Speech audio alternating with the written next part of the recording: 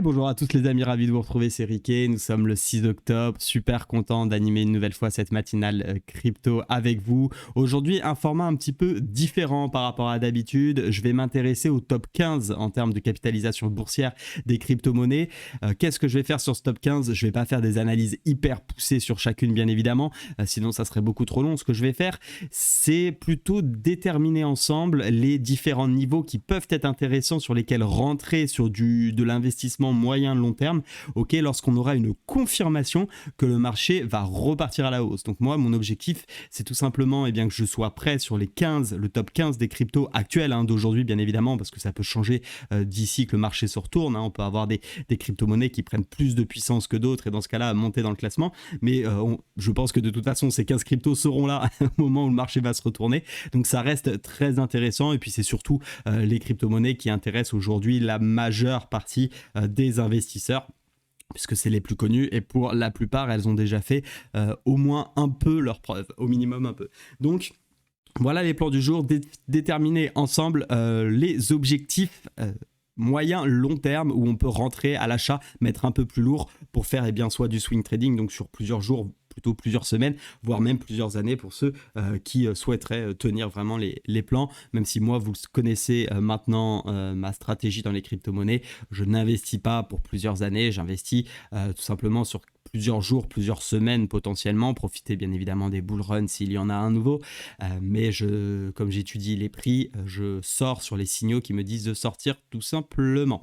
Petite parenthèse également, sachez que je suis super content, déjà je tenais à vous remercier parce que j'ai mes objectifs qui grimpent, on est bientôt à 100 abonnés sur la chaîne, ça fait même pas un mois que j'ai lancé cette chaîne YouTube, donc je suis super content bien évidemment, sachant que j'ai pas fait vraiment de communication autour, j'en ai parlé à 2-3 copains qui s'intéressent aux crypto-monnaies, mais sinon c'est que des personnes comme vous qui passez probablement sur ma chaîne, qui êtes intéressés par les crypto-monnaies ou par le scalping ou par encore des formations de trading que j'ai faites via dans ma playlist tuto.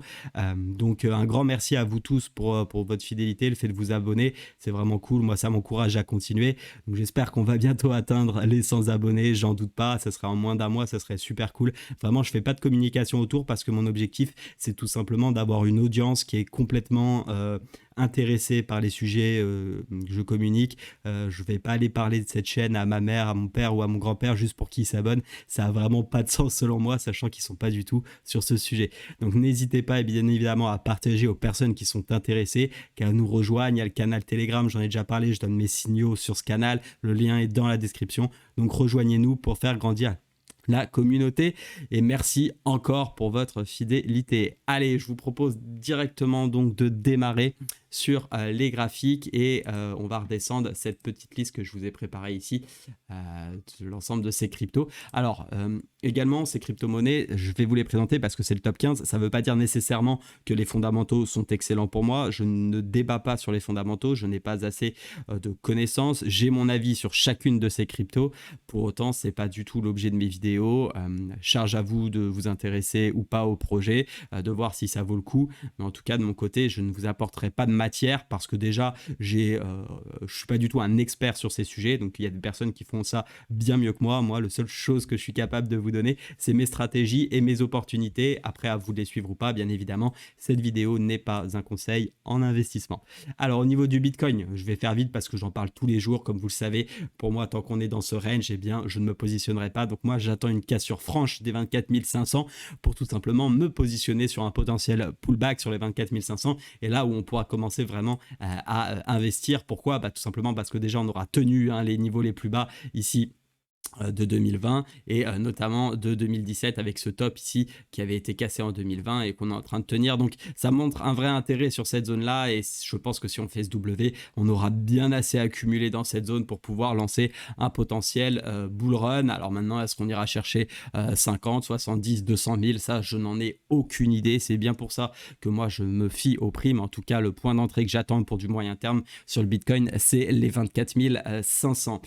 La deuxième crypto-monnaie dont je vais vous parler, eh bien, c'est Ethereum. Comme vous en doutez, Ethereum pour moi c'est pareil. Là on est dans un range encore plus petit, plus serré actuellement sur Ethereum. Peu importe, c'est pas vraiment la question. Moi la question c'est quand est-ce qu'on recasse les 2000 $ pour investir sur Ethereum.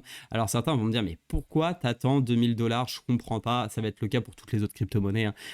Achète maintenant si tu veux acheter à 2000 $. En fait, moi j'ai une stratégie où je veux vraiment être dans le sens de la tendance, c'est-à-dire dans le sens où on est haussier. La problématique, c'est que je ne dis pas qu'ici on n'est pas sur une bonne zone de prix, puisque seul le futur nous le dira si c'était vraiment une bonne zone de prix. On peut très bien continuer à baisser, d'accord? Et si on baisse, eh bien évidemment, c'est plus les 2000 $ nécessairement que je viserai, ça sera peut-être beaucoup plus bas. Mais là, pour le moment, j'ai aucun signal de mouvement haussier. Éventuellement, j'aurais pu acheter ici les 1250, vous voyez, parce qu'on avait un range où on était sorti, et il aurait fallu trouver un signal d'invalidation, peut-être cette zone de résistance qu'on n'a pas réussi à franchir à 2000. Mais il est important d'avoir des plans. Moi, acheter un marché qui baisse, ça ne m'intéresse pas sur le moyen long terme. Faire du trading court terme, oui, mais c'est pas le sujet de cette vidéo. Donc sur le moyen long terme, j'ai un marché, il suffit même de regarder en weekly, qui ne fait pour l'instant que baisser. Est-ce que j'ai envie d'acheter ça? Non, je n'ai aucune idée d'où est la fin de ce marché. Donc soyez prudents, c'est ce que je n'arrête pas de répéter dans toutes mes vidéos. Je ne dis pas qu'il ne faut pas acheter à 1363. Encore une fois, je ne suis pas devin, mais pour autant, moi, dans mes stratégies, parce que je veux être serein dans mes investissements, je veux pas avoir à regarder toutes les 30 secondes, est-ce que ça a pris 10 $, si on a perdu 25 ou quoi que ce soit. Je m'en fous, clairement. Moi, quand je pose des positions moyen terme, c'est je pose et je regarde tous les jours, tous les 2 jours, où est-ce qu'on en est, pour voir si effectivement, il n'y a pas des petits signaux qui m'alertent, mais pas plus que ça.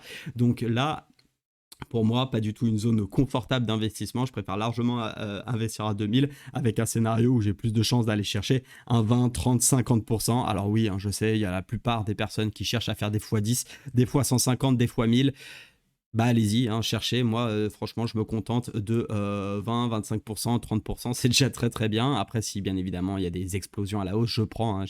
J'ai également eu l'occasion de faire quelques beaux multiplicateurs, notamment sur le Luna et sur le Solana en 2021. Mais voilà, il faut, je pense, s'en tenir à des plans relativement simples, des niveaux.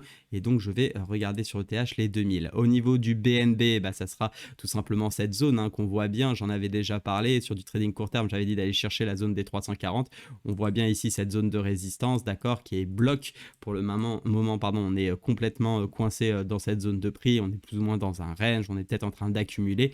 Pareil, le BNB, moi, j'aime beaucoup ce coin, d'accord. C'est pas la question. Pour autant, en acheter à 300 ici, au milieu un peu de nulle part, non, ça ne m'intéresse pas. Il y a tout autant de chances qu'il baisse, qu'il monte. Bref, c'est beaucoup trop gambling pour moi. Donc, attendre la zone des 340. Au niveau du ADA Cardano, on en a déjà parlé dans une vidéo précédente. Le vrai niveau de confirmation pour moi, c'est les 0,6419, d'accord. Quand on sort de ce range, maintenant on peut avoir aussi des premières rentrées, on peut rentrer en plusieurs fois. Pour ceux qui vraiment trouvent ça trop haut, maintenant on pourrait tout à fait envisager de casser ici le niveau des 0,5131 qui montrerait tout simplement qu'on repart à la hausse, on fait un nouveau plus haut par rapport au précédent, même si pour moi c'est trop léger, donc je ne me positionnerai pas. Mais bon, c'est vrai que si on casse déjà ce plus haut, qu'on casse cette oblique, ça nous donne un petit signal, un petit quelque chose qui peut nous dire effectivement que le marché est en train de se retourner. Pour ma part, je préférais une confirmation plus franche, hein, avec vraiment une sortie tout simplement de ce pseudo-range. De toute façon, au moins sortir de cette oblique qui pour l'instant pousse les prix vers le bas. XRP, pour moi, c'est clairement la crypto-monnaie la mieux orientée. On est sorti du range, d'accord. On tient pour l'instant cette tendance haussière. On voit bien, on fait pas des plus bas plus bas. Moi, rappelez-vous, je suis rentré pile poil sur la ligne noire, 0,3872 lors du pullback sur cette bougie rouge, parce que j'avais dit, j'attends cassure, ça pullback. Ok, on y est. Mon objectif, vous le voyez, c'est les petits pointillés orange là, 0,5, un peu en dessous de 0,5785. Lors déplacé, j'attends parce que pour moi, je m'attends à une réaction tout simplement sur cette zone et j'attends. Pour l'instant, on a failli aller à l'objectif. Je suis pas sorti, j'attends patiemment.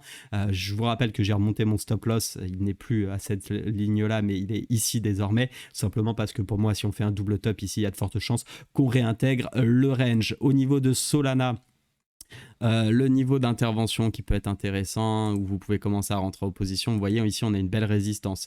Ça avait tenu en support, on a cassé pullback. et on n'a jamais réussi à refranchir. Donc pour moi, c'est la zone des 47,50 avec le prix un petit peu, le prix comment dire, psychologique. Certains vont à mon avis se positionner à la cassure franche ici des 37. C'est pas forcément mauvais. Enfin, de toute façon, encore une fois, il n'y a pas de bonne ou de mauvaise réponse. Pour moi, je trouve ça un petit peu tôt encore parce qu'on peut très bien, encore une fois, aller casser cette zone-là et bloquer ici pour repartir et se remettre à ranger là-dedans. Donc je vais préférer attendre, vous voyez, plutôt un W de la sorte comme ceci et puis profiter vraiment de cette tendance haussière que Solana pourrait nous offrir. Au niveau de Dogecoin qui fait également partie du top 15, Dogecoin, chacun a son avis dessus bien évidemment. Hier, on a eu...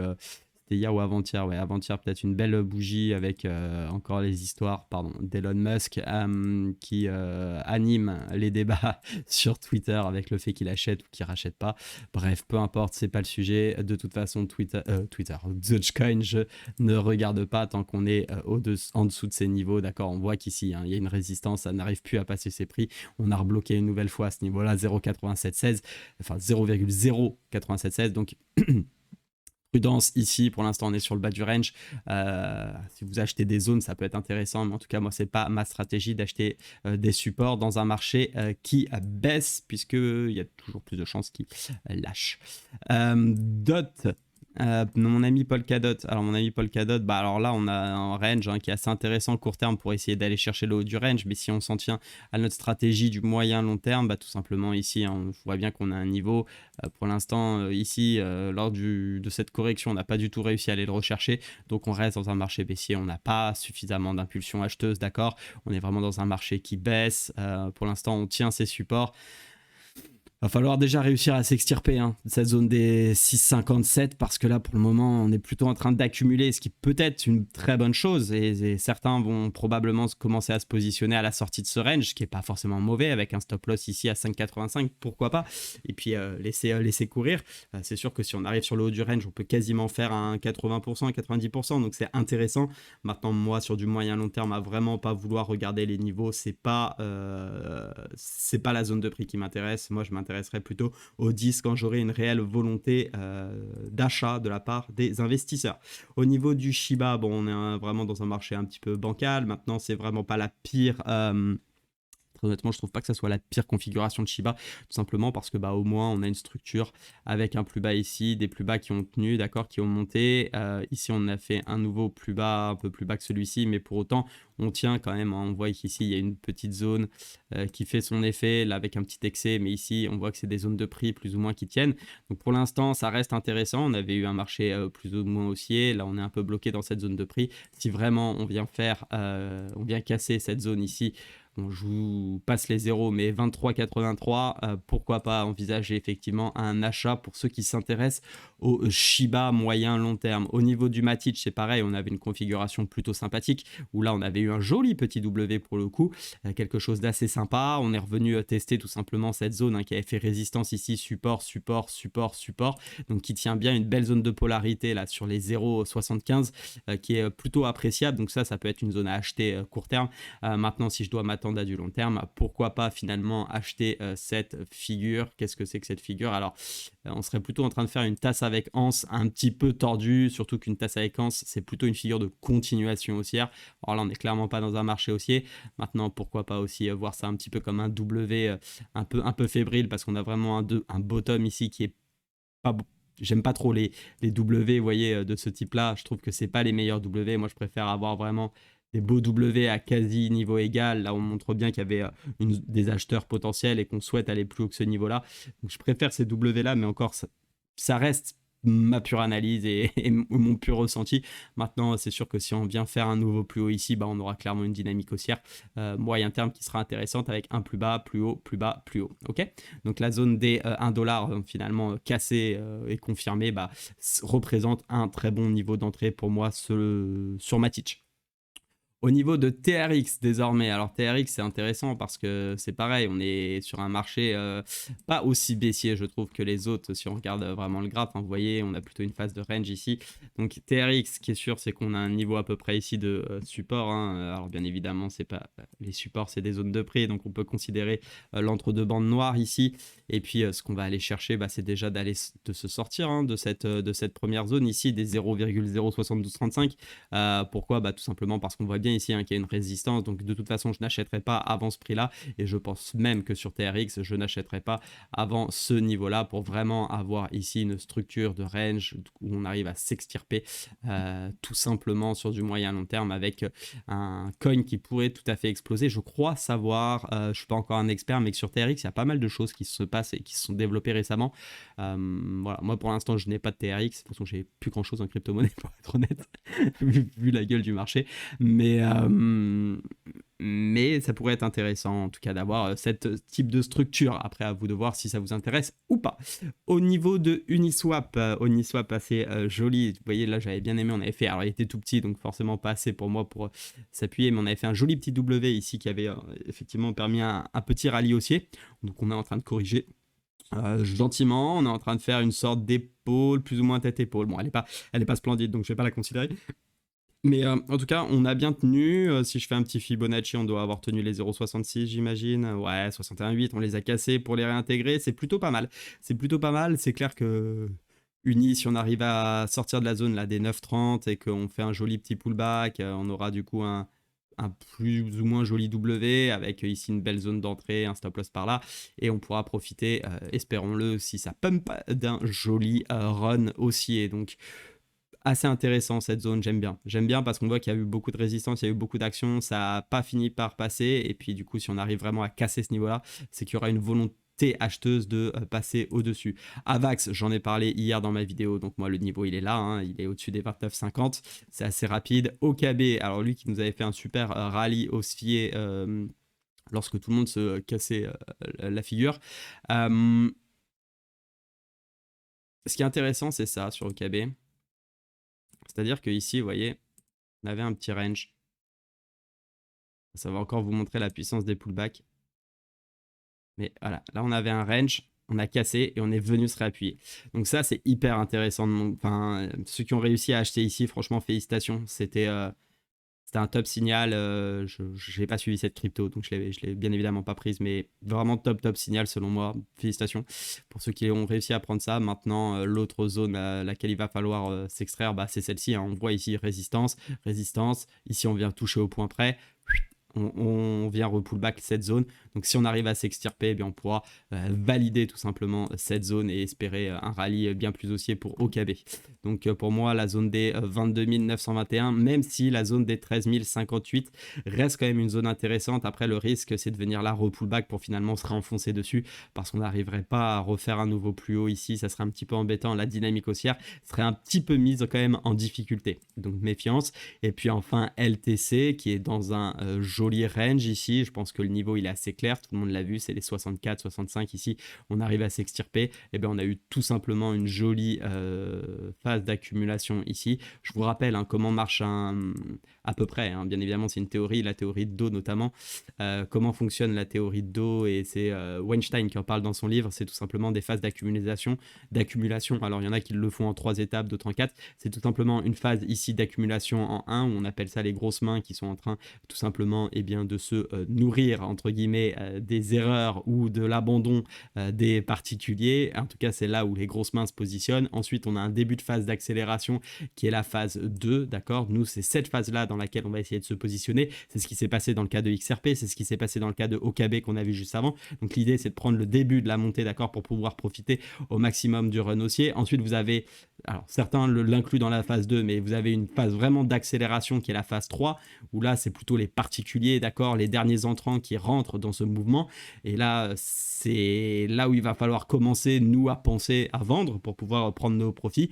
Et ensuite vous avez une phase plus ou moins 3-4 en fait qui est en train de s'aplatir. C'est tout simplement la phase qu'on appelle de distribution, là où ces grosses mains là et où ceux qui sont entrés au niveau 2 sont en train de vendre dans les derniers acheteurs non avertis, donc les particuliers généralement. qui eux achètent les plus hauts, eux se vident, et là après c'est là où vous entendez juste avant les très très bonnes nouvelles qui font oui Bitcoin direction 150 000 quand il en vaut déjà 65 000, donc tout le monde se dit bon bah super, je vais encore pouvoir faire un x2, et finalement vous avez toutes les grosses mains qui vendent et qui s'en vont, et 2 secondes après vous avez des très mauvaises nouvelles. Et c'est pour ça aussi qu'il faut se méfier dans ce marché aussi baissier. C'est plus on a de mauvaises nouvelles, plus la peur s'installe, et plus finalement les particuliers vendent lorsque les gros s'enrichissent à acheter ces zones d'accumulation. Maintenant attention encore une fois, ça ne veut pas dire parce que vous entendez des mauvaises news qu'il faut forcément acheter, loin de là, hein. Il y a des mauvaises news depuis un petit moment maintenant, on voit bien que ça descend, notamment si je prends le cas de Litecoin, mais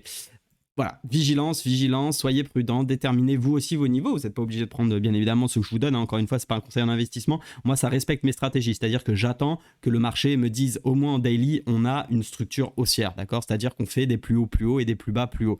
Tant que j'ai pas ça sur une crypto-monnaie, moyen-long terme, je dis bien moyen-long terme, je n'investis pas. Voilà, j'espère que c'était assez clair. On a vu 15 cryptos, bien évidemment en rapide. Au moins, vous avez les niveaux, vous pouvez positionner des alertes. Moi, c'est ce que je vais faire. Comme ça, dès que ça casse, je suis averti que cette crypto-monnaie est peut-être en train de se retourner.